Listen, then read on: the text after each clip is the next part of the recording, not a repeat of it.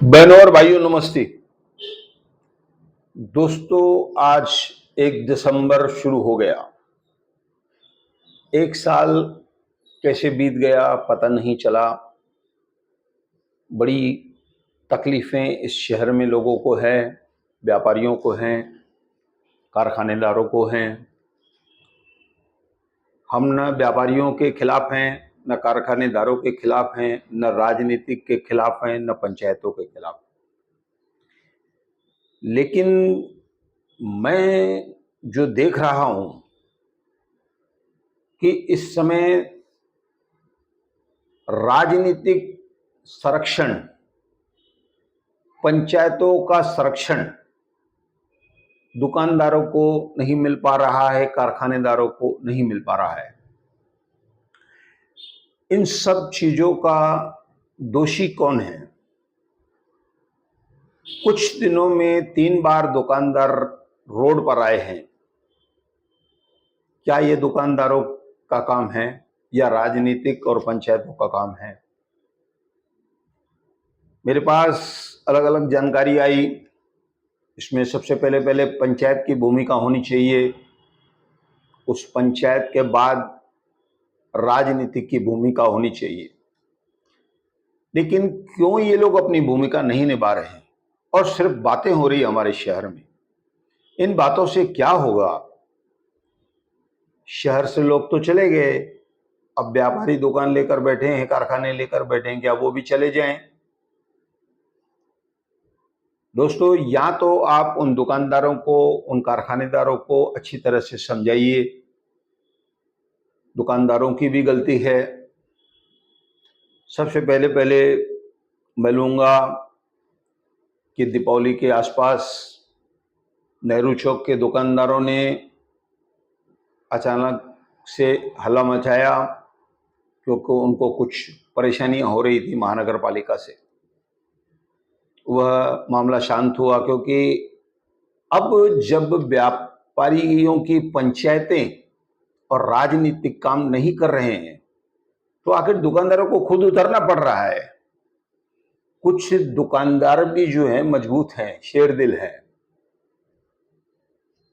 मैं एक बार फिर कह रहा हूं कि मेरा किसी से विरोध नहीं है।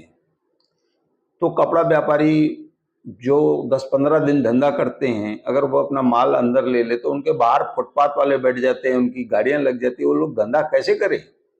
और क्या धंधा बचा है? इस साल में क्या धंधा हुआ? बहुत सारे कारोबार बंद हो जाएंगे, आप देख लेना। जो किराए की 30-30 हजार किराए से दुकानें चल रही है, जिस दुकान में 30-30 हजार का काम वर्कर कर रहा है, उनकी पगार, उनका किराया कैसे झेल पाएंगे? दुकानदारों के ऊपर हर साल ये बात आती है कि आप किराया बढ़ाकर कर दीजिए, लेकिन दुकान मालिक को ये नहीं मालूम है कि स्थिति क्या है शहर की, कहां से आपको बढ़ा के देगा। मैं असल मुद्दे पर आता हूं क्योंकि मुद्दा बहुत बड़ा हो जाएगा। अब इन कपड़ा व्यापारियों के बाद 4-5 दिन पहले हो बार बार रहा है ये बात, जैसे कि सरकार ने प्लास्टिक पन्नियां बंद कर दी, लेकिन कुछ पंचायतें उनको क्यों गुमराह कर रही है कि आप लोग चलाओ, हम लोग बैठे हैं। और आप किसके लिए बैठे हो? कारखानेदारों के लिए बैठे हो। और दूसरी बात मैं ये कहूंगा कि अधिकारी भी दुकानदारों पर छापे क्यों मार रहे हैं, कारखाने क्यों नहीं बंद करवा रहे हैं? एक बहुत बड़ा मुद्दा है। जाहिर है वहां से वसूली है, अब कौन कौन कर रहा है ये दुकानदार जाने और वो पंचायतें जाने, अधिकारी जाने, किस किस का पेट भर रहा है वहां से। आप सीधा सीधा उनसे कहिए, भैया ये मत चलाओ, आप तकलीफ हो जाएगी।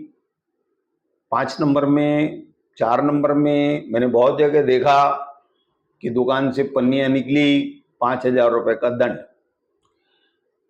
भाई साहब देखिए, अगर कारखाने बंद नहीं हो रहे, पहले तो राजनीतिक लोगों को ये बात करवानी चाहिए अधिकारियों से कि भाई आप कारखाने बंद करवाइए, आप दुकानों पर क्यों कर रहे हैं? दुकानदार 5,000 कहां से लाएगा? दूसरी बार 10,000 है, तीसरी बार आपका दुकान सील हो जाएगा। तो कारखाने कितने सील हुए अभी तक? क्यों चल रहे हैं? जब सरकार ने, भारत सरकार ने बंद करवा दिए पन्नियां, बंद कर दो भाई, उनसे नुकसान हो रहा है। तो या तो दुकानदार जो है वो रखना बंद करे भाई, कि आप ही किसी ने कहा कि अगर बकरी खरीदोगे खाने के लिए तो वो काटेगा, अगर आप नहीं खाओगे तो वो काटेगा नहीं। तो आप मत खरीदो पन्नियां, बंद कर दो, विरोध करो आप उनका। ये पंचायतों की भी बात है, ये पंचायत वाले मुझे बताते हैं, लेकिन खुद एक लेटर क्यों नहीं देते हैं? इतनी सारी पंचायतें हो गई ना अब तो, अब एक दो पंचायत नहीं है, बहुत सारी पंचायतें हैं। उनका काम क्या है? खाली मुंह जबानी खर्च करना। किस मुद्दे पर आप लोग खरे उतरे हो? कोई मुद्दा नहीं। आप लोग सांप चला गया है, जो लकीर बची है उसको रोज पीट रहे हैं। अब वो लकीर पीटने से कुछ नहीं होगा। आप असल मुद्दों पर आइए, कुछ पत्र व्यवहार करिए, टाइप कराइए। मैंने कहा वो सब आपसे नहीं होता है। अब ये 2-3 दिन पहले कार वालों के ऊपर परेशानी हुई, वह लोग भी मोर्चाबंदी पर उतर आए। तो इसका अर्थ क्या है? पंचायतें नाकाम हो चुकी हैं, नेता नाकाम हो चुके हैं। मैं किसी व्यक्ति विशेष पर नहीं जा रहा हूं, मैं किसी एक नेता को नहीं कह रहा हूं। क्यों आप उनके साथ खड़े नहीं हो रहे भाई? उनके साथ खड़े होइए, उनको बचाव का रास्ता बताइए। मैं दुकानदारों से भी हाथ जोड़ता हूं, भैया बातें मानिए। आप भी अड़े हुए, हम भी पन्नियां बेचेंगे, देंगे, करो भाई। आपको कौन बचाएगा जब आप 5,000 भरते हो? तो ये होना कार्रवाई असल में कारखानों पर होनी चाहिए, लेकिन कारखानों को असल में कुछ नेता संरक्षण दे रहे हैं, आप लोग चलाओ। वहां से मोटी रकम जो है वहां से चल रही है, वो कहां कहां पहुंच रही है इसका पता नहीं है। लेकिन आखिर ये सिलसिला कैसे बंद हो? किसी न किसी नेता को आगे आकर के व्यापारियों को समझाना चाहिए। अब व्यापारी क्या करते हैं, मैंने देखा है कि अगर मैंने उनको सत्य बोल दिया कि भाई आप ये सब मत करो आप, तो किसके पास जाते? दूसरी जो पंचायत है उसमें चले जाते कि वो हमारा बचाव करेगा। इन सब चीजों में आप लोग पिस जाओगे। आप वहां जाओगे, आप वहां जाओगे, आप वहां जाओगे। कायदे से चलिए, गैर कानूनी काम मत करिए। 1 साल से मैं चिल्ला रहा हूं कि पन्नियां बंद हो चुकी है। आते कोई ना कोई नेता, भैया मैं संभाल लूंगा, मैं बैठा हूं।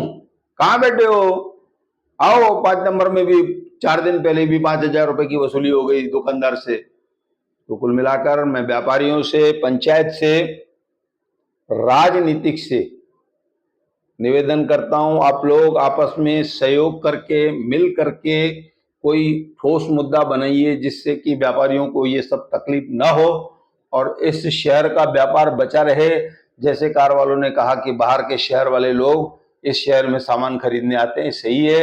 ये शहर अब व्यापार के लिए बचा है, अगर वो भी खत्म हो जाएगा तो हम लोग कहीं के नहीं रहेंगे। ऐसा कहकर मैं धन्यवाद कह रहा हूं।